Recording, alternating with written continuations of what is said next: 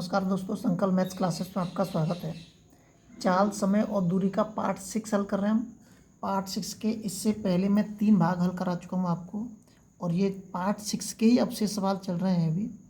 इसका पहला सवाल है, वीडियो को शुरू से अंत तक देखें ताकि आपको संपूर्ण जानकारी मिल सके। कुछ दूरी किसी विशिष्ट गति से तय की गई है। ये कह रहा है कोई सी भी दूरी है जिसकी एक कोई निश्चित गति है उससे तय की गई है, मतलब गति आगे पीछे नहीं हुई है, एक ही चाल से एक ही औसत गति से वो तय की गई है। यदि इससे आधी दूरी दुगने समय में तय की गई हो तो दोनों गतियों का अनुपात क्या होगा। दो गतियां समझ लीजिए, एक गति ए है और एक बी है। ये एक अपनी निश्चित गति से तय की है इसने, इसका जो औसत है वो एकदम एवरेज में है, और इसने आधी गति दुगने समय में तय की है। आधी दूरी, आधी जो दूरी है वो दुगने समय में तय करी है, तो पूरी दूरी को कितने समय में तय करेगा? पूरी दूरी को 4 गुने समय में तय करेगा। ये समय दे रखा है, ये दोनों का क्या निकल गया है? समय निकाल दिया मैंने।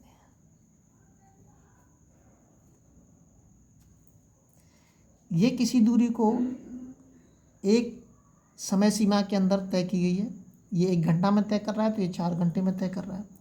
तो अगर मुझे इसका चालों का अनुपात निकालना है तो क्या करूँगा मैं? समय का उल्टा हो जाएगा।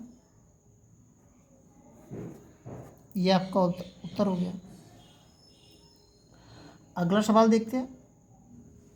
समय चाल का उल्टा होता है, चाल समय का उल्टा होता है, ये आपको याद रखना पड़ेगा। अगला सवाल देखते हैं। अगला जो सवाल दे रखा है, एक कार 1 घंटा 30 मिनट में 60 किलोमीटर की दूरी तय करती है, जबकि उसी दूरी को एक कार 45 मिनट में तय किया जाता है। कार की चाल और बस की चाल में अनुपात ज्ञात कीजिए। दोनों की चालों का अनुपात हमें पता करना है, और जब पूछ रहा है चाल, क्या पूछ रहा है? चाल। तो चाल बराबर के क्या होता है? दूरी बट्टे समय। तो क्या हमें दूरी बट्टे समय पता है? क्या हमें दूरी बट्टे समय मतलब चाल का मान मालूम है? नहीं मालूम है। तो पहले हम चाल पता करेंगे, बस की चाल और कार की चाल। तो यहाँ पे पहले तो ये समय दे रखा है बस का 1 घंटा 30 मिनट, इसको या तो आप मिनट में कन्वर्ट कर दीजिए और या घंटे में कन्वर्ट कर दीजिए।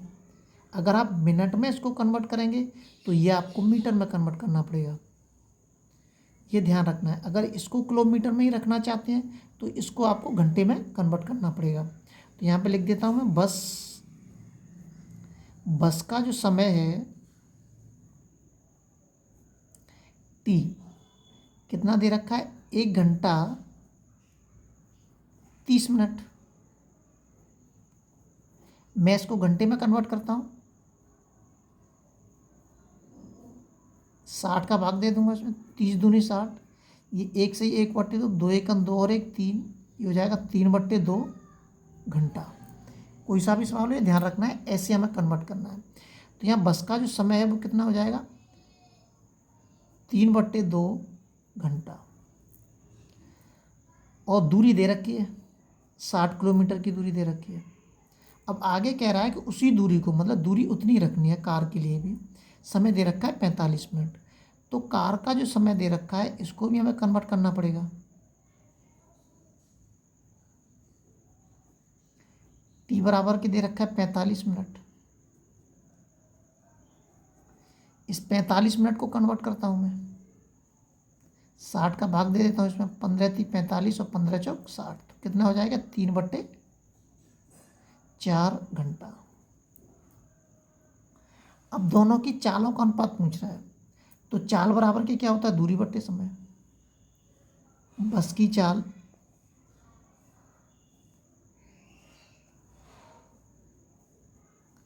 अनुपात के कार की चाल, ये पूछ रहा है। तो चाल बराबर के दूरी बट्टे समय, पहले बस की चाल लिखता हूँ मैं। बस की चाल, दूरी कितनी दे रखी है? 60, और बस का समय कितना दे रखा है? 3/2। उसके बाद कार का, दूरी उतनी प्रयोग करनी है हमें, कार का समय दे रखा है 3/4। जब अनुपात के अंदर बराबर में अगर कोई चीज़ एक जैसी हो तो उनको हम काट सकते हैं। ये 2 कहाँ पहुँच जाएगा? ऊपर पहुँच जाएगा। 4 कहाँ पहुँच जाएगा, ऊपर पहुँच जाएगा। ये 3 से 3 भी कट जाएगा, यहाँ पे भी 1 बचा। अब बचेगा क्या हमारा, 2:4। हमारा कितना बच रहा है, केवल 2:4। 2 1 2, 2 दूनी 4, 1:2 आ गया। उनकी जो चालों का अनुपात आ गया वो आ गया 1:2। अगला सवाल देखते हैं।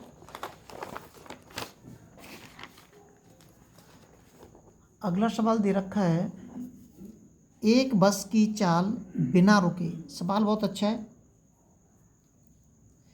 एक बस की चाल बिना रुके 54 किलोमीटर प्रति घंटा की गति से चलती है, परंतु वो रास्ते में बार बार रुकने के कारण उसकी चाल कितनी हो जाती है, 45 किलोमीटर प्रति घंटा। मतलब औसत चाल उसने, ये औसत चाल बता दी है और वास्तविक चाल है उसकी 54 किलोमीटर प्रति घंटा। अब वो बता रहा है कि बताइए कि प्रत्येक घंटा कितनी मिनट के लिए बस रुकी थी। तो अंतर कितना आ रहा है दोनों चालों में, ये देखिए। वो उसकी बस की चाल तो ये है 54 किलोमीटर प्रति घंटा, लेकिन रुकने के कारण जो उसका एवरेज जब हम निकालते हैं, औसत निकालते हैं, तो वो 54 किलोमीटर प्रति घंटा बनती है। तो अब वो पूछ रहा है कि जिस जिस जगह पे बस रुकी थी उसका समय बताइए आप। तो समय कैसे बताएंगे, दोनों का अंतर देखेंगे। दोनों में अंतर कितने का दे रखा है, अंतर कितने का दे रखा है, 9 किलोमीटर प्रति घंटा का दे रखा है। बस हो गया सवाल आपका। जी, 9 किलोमीटर प्रति घंटा का जो अंतर है वो किस में से निकाला है, कौन सी चाल ज़्यादा है हमारी, 54 किलोमीटर प्रति घंटा। ये घंटे में दे रखी है, इसको मैं काय में कन्वर्ट करूँगा, मिनट में कन्वर्ट करूँगा। मिनट के लिए पूछ रहा है वो। 9 6 54 और 6 धारे 60 10 बार, तो ये हो गया 10 मिनट। वो प्रत्येक जगह में बस कितनी रुकी थी, 10 मिनट के लिए रुकी थी। आपको ये ध्यान रखना है सवालों का। ये सवाल बहुत अच्छा है और आ भी चुका है कई बार एसएससी में, सीजीएल में। अगला सवाल देखते हैं। अगला जो सवाल दे रखा है,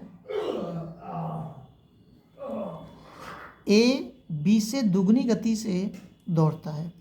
ए जो है बी से दुगनी गति से दौड़ता है और बी सी से दुगनी गति से दौड़ता है।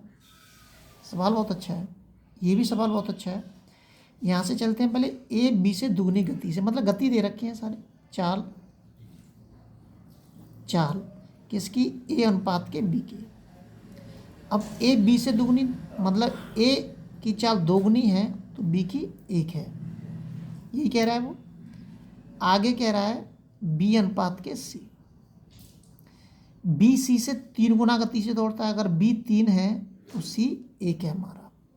अब ये कह रहा है कि सी द्वारा 72 मिनट में तय की गई दूरी को ए कितना समय लेगा, ए कितने समय में उस दूरी को तय करेगा जिसको सी ने 72 मिनट में तय किया है।